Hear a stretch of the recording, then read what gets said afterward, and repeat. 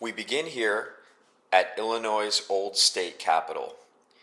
It was on the grounds of this building and several blocks around it that the 1908 Springfield race riot took place.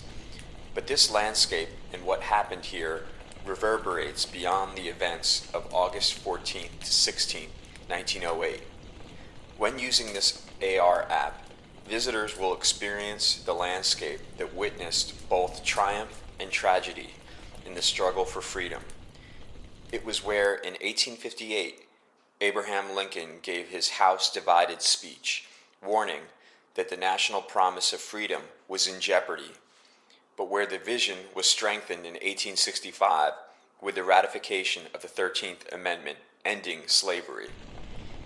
It was also where African Americans were brutally attacked and killed in 1908, all in the very same place, in and around the old state capitol building.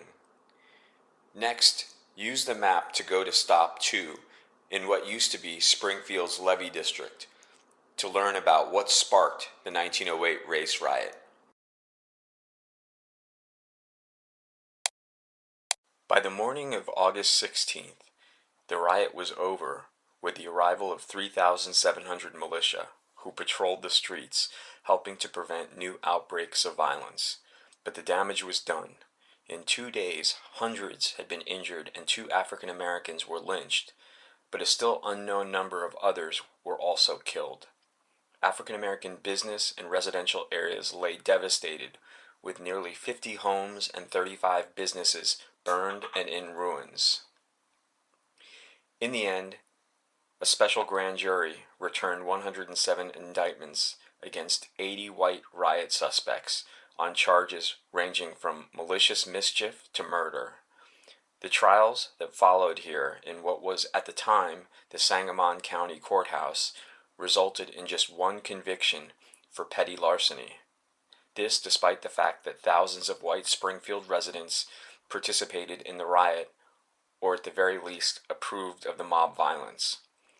In the days and weeks that followed, the 1908 Springfield race riot shocked the national conscience. If it could happen here in the home of Abraham Lincoln, it could happen anywhere. The race riot led a multi-racial group to create the NAACP in 1909.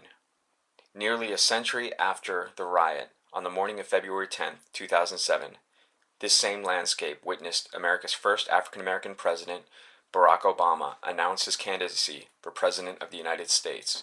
This marked a new milestone in this landscape that had witnessed a long struggle for freedom and equality.